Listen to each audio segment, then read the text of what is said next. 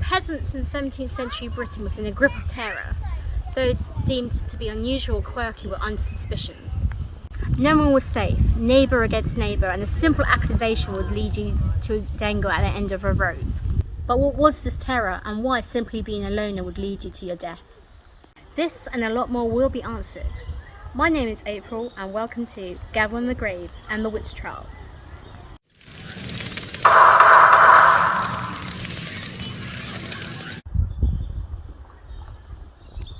Let's imagine, shall we, that you are a 17th century peasant in Britain. You're a widow and you live in a small cottage that your husband has left to you in his will.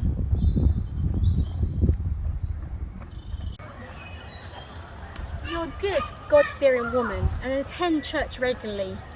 However, your leg has been playing up recently, therefore you couldn't attend church in the past couple of weeks. Another thing that has been happening is members of your community have been led away by the bishop's men to the courthouse where they've been accused of paganism. There's also been whisperings around the community of witchcraft being performed. But that's just silly talk and certainly nothing to do with you.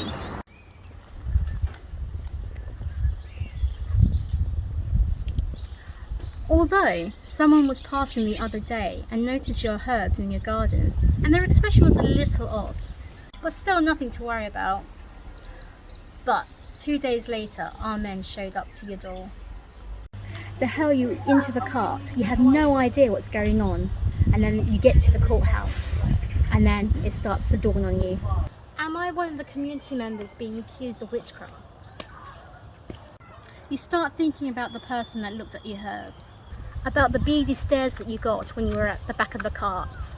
How can anyone think that you're a witch? The trial gets going.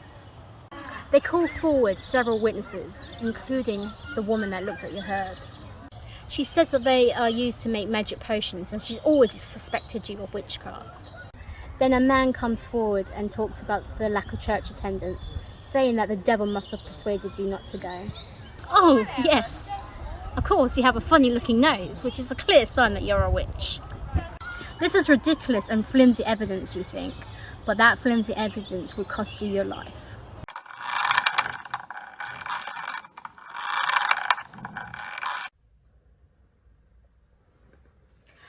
Between 1563 and 1736, thousands of men and women were accused of witchcraft on ridiculous charges such as these.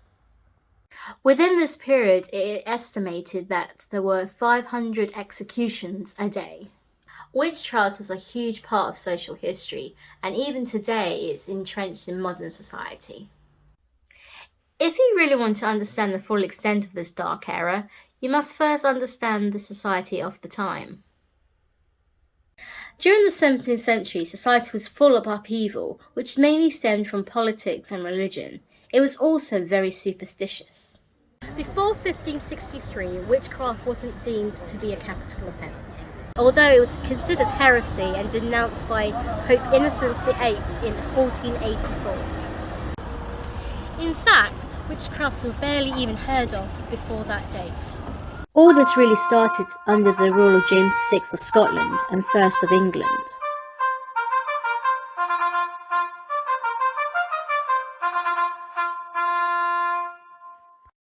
James was obsessed with witchcraft because he was subjected to a plot by a coven of witches from North Berwick, Scotland. Because of this, he took a huge interest in the subject and even wrote a book about it entitled Demonology in Form of a Dialogue, divided into 3 books. One of the clunkiest titles you'll ever hear. This book was basically an instruction manual on how to find, interrogate, and conduct trials against said witches. So what kind of person would be considered a witch? Well, most victims were usually old women, most of whom were poor, outsiders, and a lot of them were wise women who used natural remedies to cure illnesses. So witch hunts were conducted to seek these people out. This was achieved by systematically collecting evidence against women that were deemed to be likely suspects. This whole process often involved moral panic and mass hysteria. The people that conducted these searches were called witch hunters, funny enough. Now, there were many witch hunters, but I want to talk about two in particular, one from England and one from across the border. The most famous or infamous of witch hunters in England was a man by the name of Matthew Hopkins. He actually called himself the Witchfinder General, probably because it made him sound good. Born in 1620 in Great Wenham in Suffolk, he was the fourth son of 6 children. He had a Puritan upbringing, as his father, James Hopkins, was the vicar of St. John's Church in the village.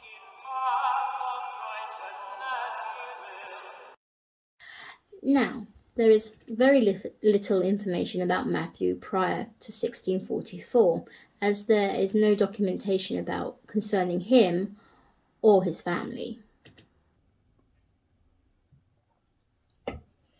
His career began in March of that year and lasted until his retirement in 1647, although of 3 short years. Hopkins and his associates were believed to have been responsible for 300 people being hung for witchcraft. Hopkins' hunting grounds centred around East Anglia, mainly Sussex, Essex, Cambridgeshire and Huntingdonshire. He was greatly influenced in James I's book, which inspired him to write his own with a slightly better title. His was called The Discovery of Witches.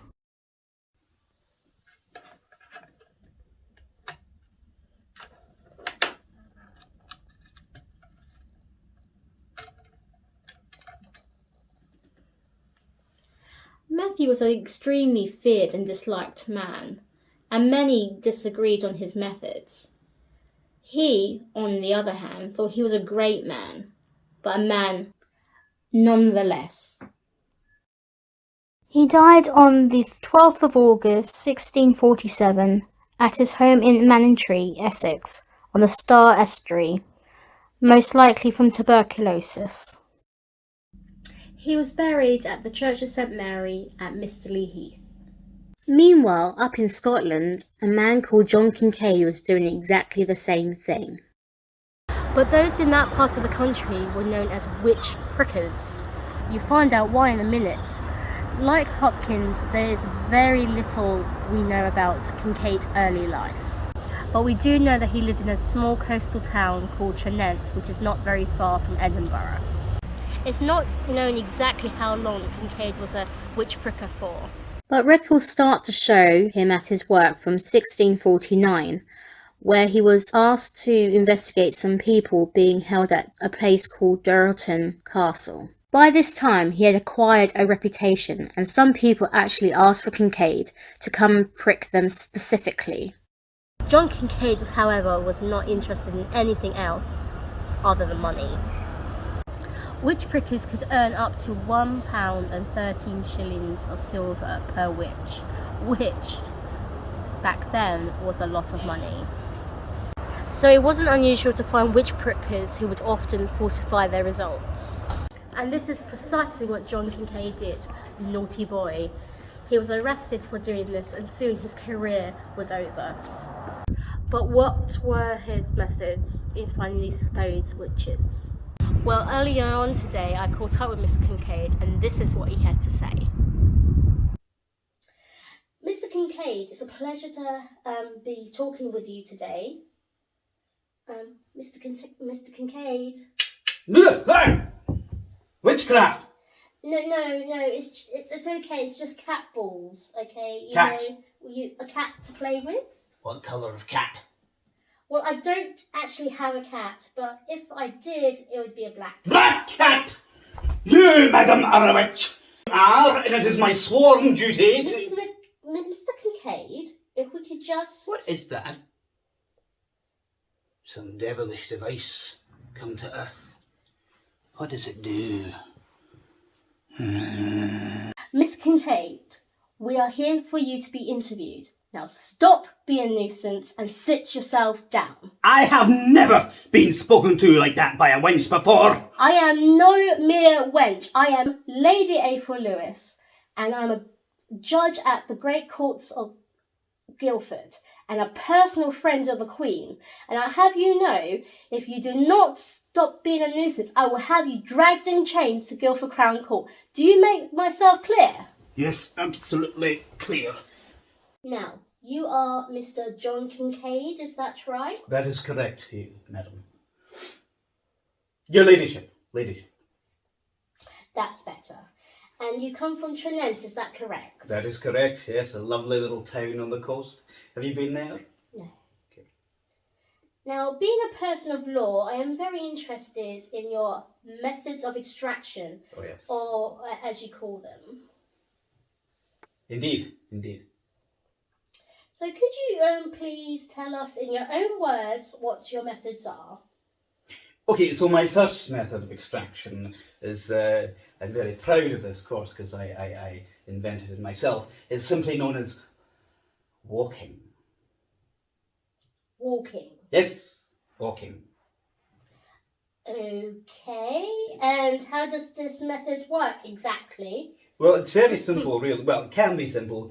Sometimes it's more complicated than you think. You basically make the person walk around the room for hours, perhaps even days or weeks, without toilet or no food, yes, until they get very, very tired, and then they confess. But sometimes you have to put a bit of a spring in their step, so you had to shout at them to say something like, "You vile, despicable creature!" I beg your pardon? No, not you. I was talking about the apparent woman who is said to be a witch. That's what they'd say to get them to go faster, you see. I see. Yes. Right. And then, of course, they would be, if they confessed, then I would have them dragged off to be garroted and then burnt afterwards to purge them of their sins. Right. Oh, okay. Yes, I would like to ask you about that because a lot of people think they were just burned alive. Oh, no, good grief, no. No, you'd be garroted first and then burnt afterwards, as I said, to purge them. Only heretics were burnt alive. But then the executioner would usually do something like to quicken the death, like maybe dampening the wood so that there would be more smoke and you'd suffocate on the smoke before you actually got touched by the flames. Okay, right. Thank you for that. Now moving on to your second method, please. Mm-hmm. This second method is...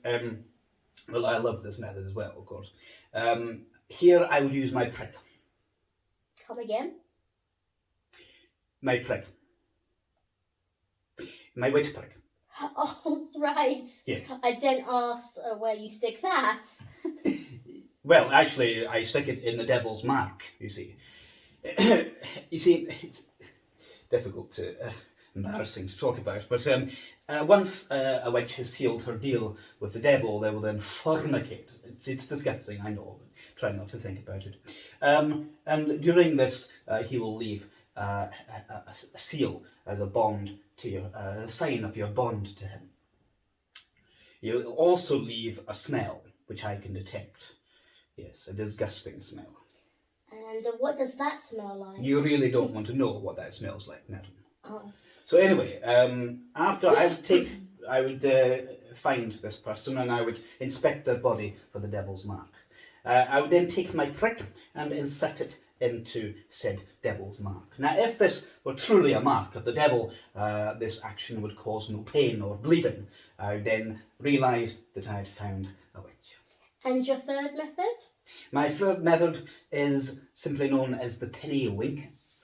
Doesn't sound that bad. No, don't be fooled by the charming name, madam. This is a brutal device used in times of dire need, and it gets direct results. You see, it's like a sort of press with screws, and there's a space in between, 2 clamps of metal, and you put your digits between these 2 screws. And I would then start screwing these metal plates down onto your digits. Now, for the first few turns, this wouldn't hurt, but then eventually you'd be hit by an excruciating pain as the bones in your fingers are slowly crushed. The only way out is confession. Can I ask you something, Of Mr. course you Kincaid? can. You don't really believe all this witchcraft nonsense, do you? Of course I do. Really? Yes. Okay, it's just that I've been looking into your notes and I see that you were found guilty of falsifying results in order to claim more money. Because I know you get commission for every witch you catch.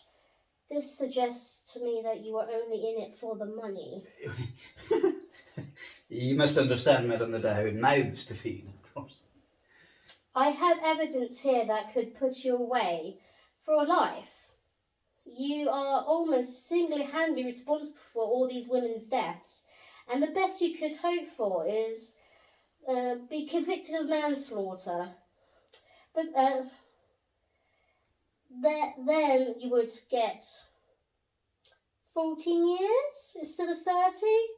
So what's it going to be? Is there something you want to say to all the people watching this interview? Yes, it makes no difference. I'm already dead. Okay, so I've embellished myself a bit. I had to get through to that man. Anyway, there are more methods of torture that were used. Here are the rest. Sleep deprivation. The accused would be taken into a room where they would be starved of sleep and interrogated.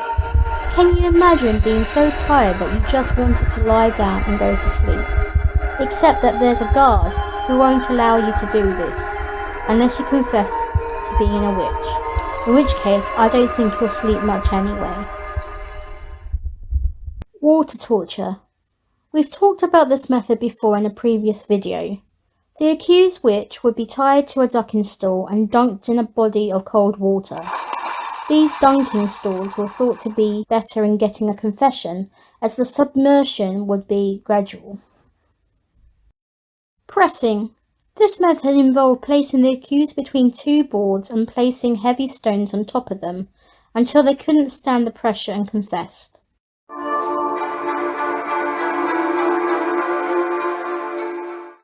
Witches in England were usually hanged, where in Scotland they would be burned at the stake. There are many witch trials conducted in Britain, but we will be concentrating on 3 of them. The North Berwick witch trials, the Pendle witch trials, and the Bideford witch trials.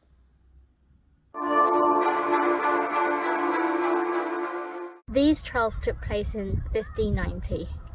A number of people from East Lothian, Scotland were accused of witchcraft here in North Berwick. These trials lasted over 2 years and implicated over 70 people. These people were accused of holding coven meetings and doing evil against King James VI.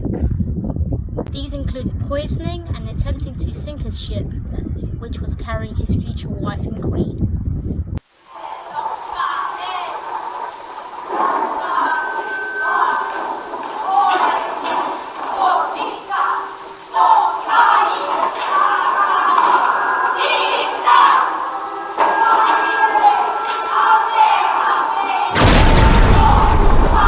Confessions were extracted by torture and was carried out in Edinburgh's Old Hall.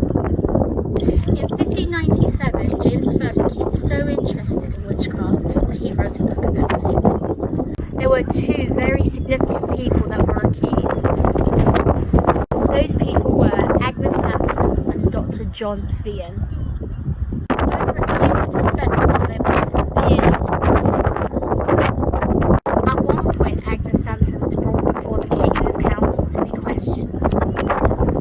Whereupon Sampson divulged intimate and sensitive details only the king would know, some of which was about his love life.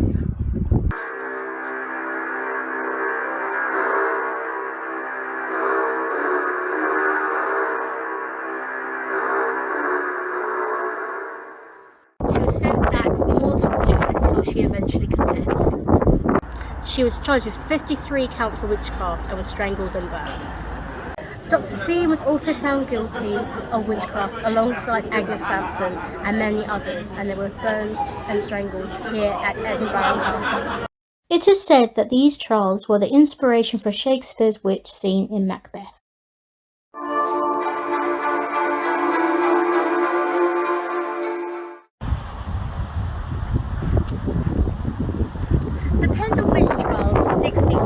were considered to be the most famous witch trials in England history.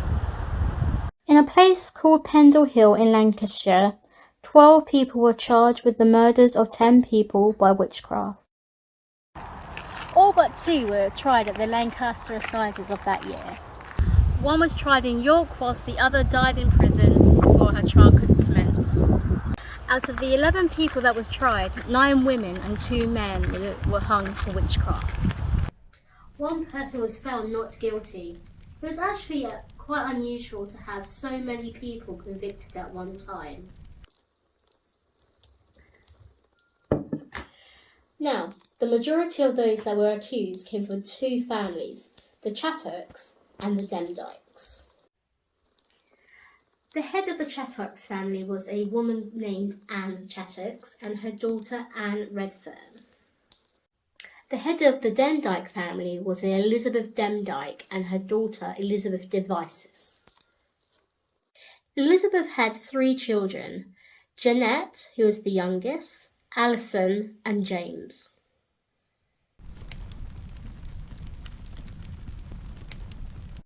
The other people that were accused was Jane Balcock and her son James, Alice Nutter and Catherine Hewitt, Alice Gray and Jeanette Preston.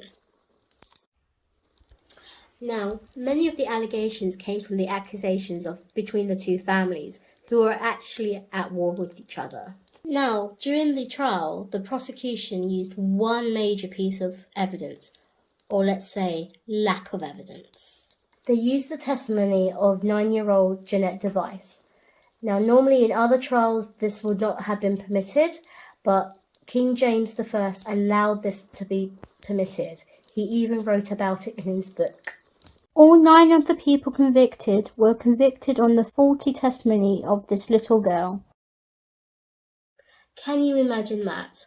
Her mother knew it was a made-up statement. In fact, her mother screamed at her in the courtroom, begging her to realise what she was doing. Having played her part in the death of her entire family, Jeanette herself was later accused of witchcraft in 1634.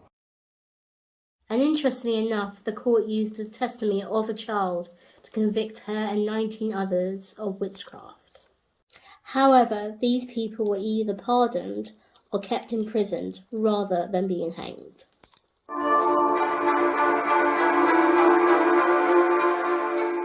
The Bideford witch trials of 1682 were trials that were held at Exeter Assizes. The accused were Temperance Lloyd, Susanna Edwards and Mary Trembles. I'm sure she did. They all came from the market town of Bideford. Much of the evidence was hearsay, although Lloyd did make a confession which wasn't fully recanted, even though execution was imminent. These women were labelled to be the last women to be hanged for witchcraft in England. Here on the wall of Exeter Castle is a plaque dedicated in their memory. It's hard to estimate the amount of people that were executed for witchcraft. Some academics estimate between 40 to 60,000, but that does not include unofficial hangings and those that died in prison. Some academics estimate more than this. Throughout the 17th century, especially the second half, there was a slow and steady decline of witch trials.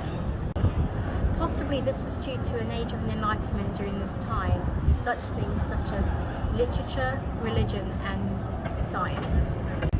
Because of this, the Witchcraft Act was passed in 1735, which stopped witchcraft being a criminal act, but merely a crime against the newly united state. The last person that was convicted under this act was as recent as 1944. It was a woman called Helen Duncan who claimed to be able to summon spirits. Talking of spirits, I'll see you next time on the Halloween special, but until then, take care.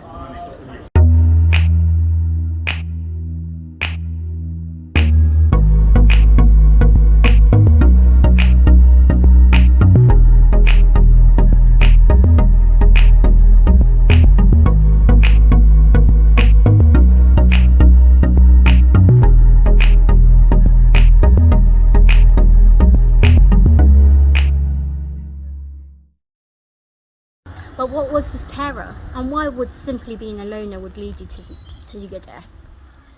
Before 1563, witchcraft was she was charged with 53 counts of witchcraft. Thank you, Mr. Mori.